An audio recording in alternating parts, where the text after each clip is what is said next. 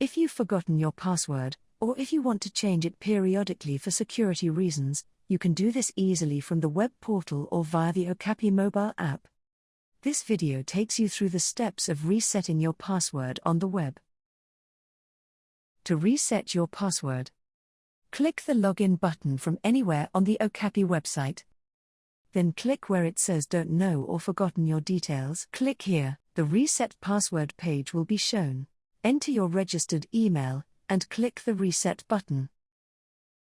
An email will be sent to your address with a link to reset your password. If you haven't received it, please check your spam or junk folders. Click on the Reset Password button within the email.